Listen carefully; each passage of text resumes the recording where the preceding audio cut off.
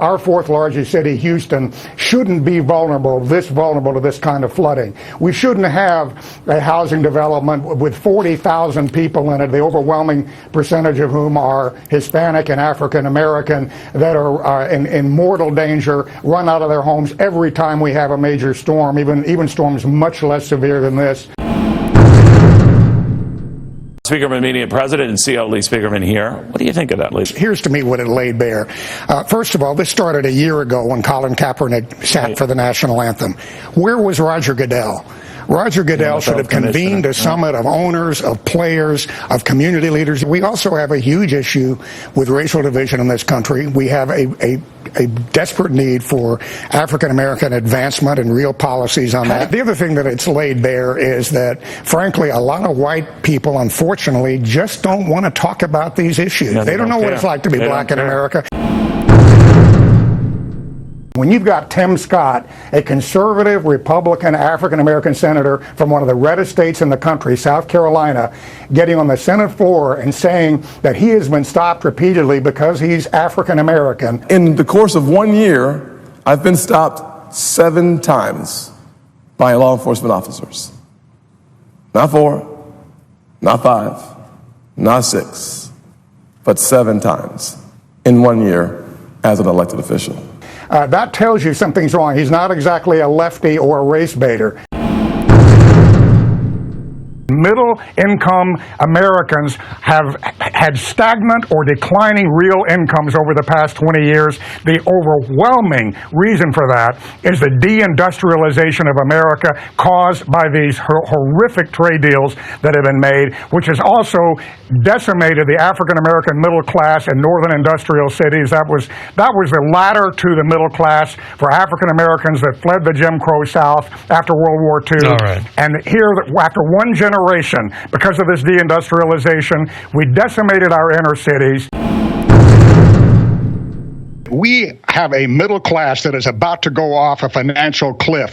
And this is particularly bad for African Americans and Hispanics who disproportionately populate the restaurant and hospitality industry. Many of them are young people on their first rung of their career ladder. They are absolutely desperate. So we're looking at literally tens of millions of middle class Americans about to enter a dystopian existence if we don't move quickly. And I think the entire package, Neil, probably needs to be $3 trillion to $4 trillion.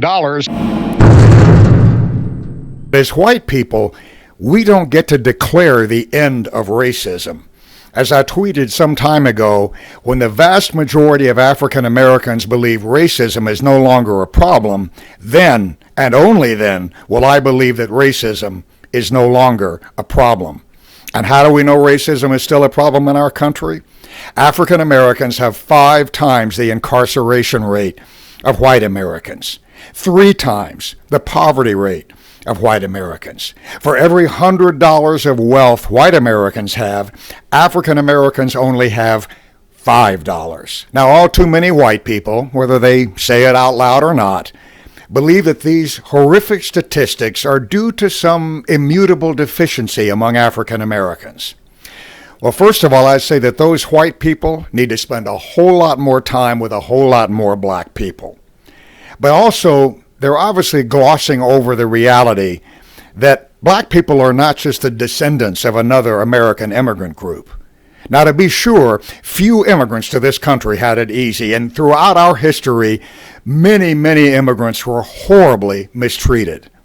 But only African Americans were subjected to 250 years of slavery. Slavery in the country that extolled itself as the exemplar of freedom, democracy, and decency. Think about that. It's crazy. And then when the 13th Amendment was finally ratified, releasing African Americans from the bondage of slavery, for the next century, African Americans endured heinous oppression, wanton terrorism, incessant humiliation, unceasing marginalization. Had any other subset of the American population been a product of that sordid racial history, if any other group was still mired in the vestiges of that oppressive system, no rational person would ascribe its relatively disadvantaged status to a lack of ability or will. What if we took some of those babies born in Winnetka, Illinois, or the Upper East Side of New York, or Highland Park, Texas, and had them raised in these cauldrons of privation and dysfunction that are America's inner cities? Let's see how well they turn out in that environment. So should white people today feel guilty for the sins and crimes that previous generations of white people committed against African Americans? No, I don't think they should feel guilty for that. But white people today should feel guilty if they don't do everything in their power to promote African American advancement. Not just because it's what God would want us to do. Not just because it's what fulfilling the American spirit requires us to do, but because nothing less is acceptable in a great country. It is simply beneath our standard to allow the status quo to continue.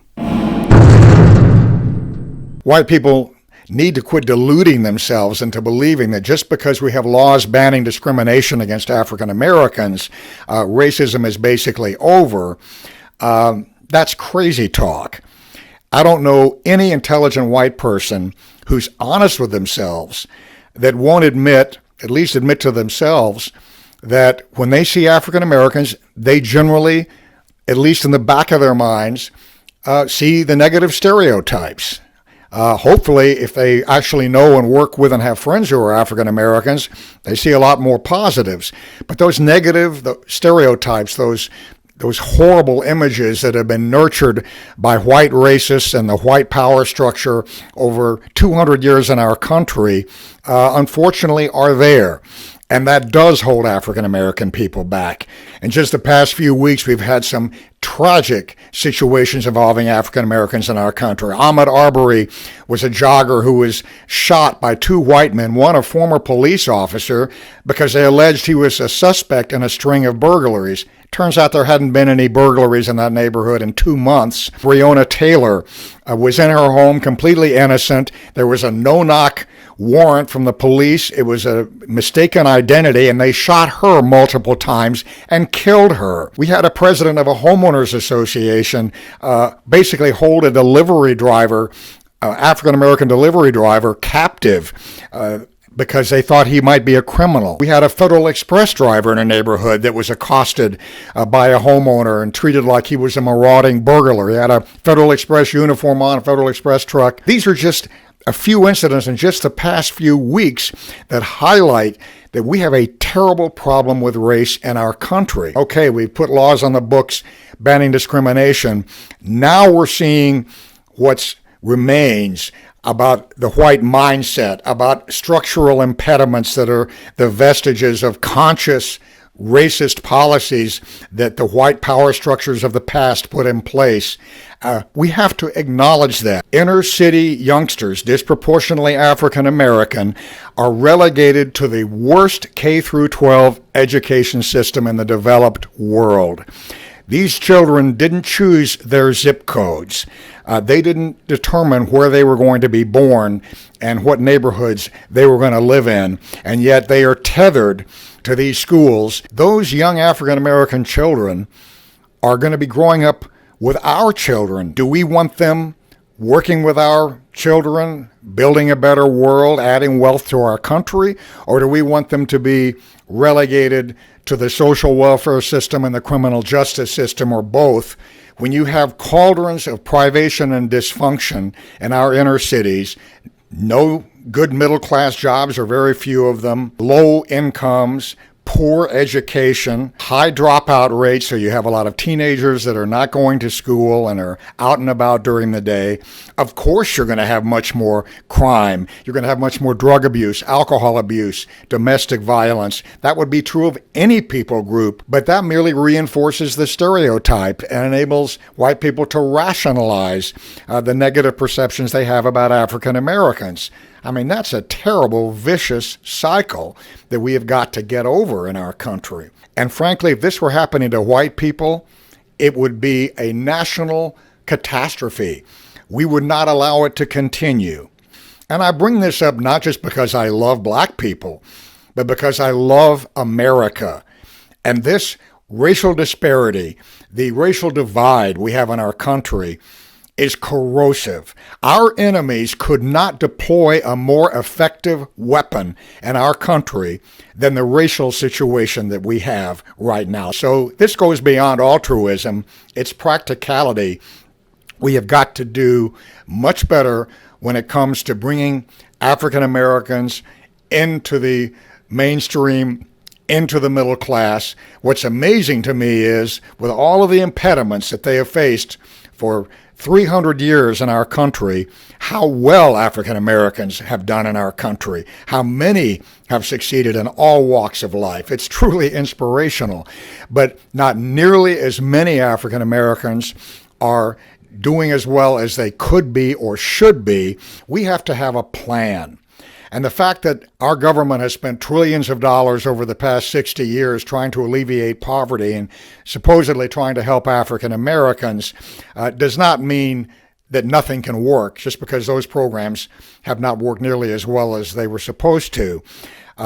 That's kind of like saying I spent a ton of money on a quack doctor and he didn't cure me, so I guess nothing will work. Well, how about going out and getting a doctor who's not a quack? Let me lay out what some of the provisions of that plan might include.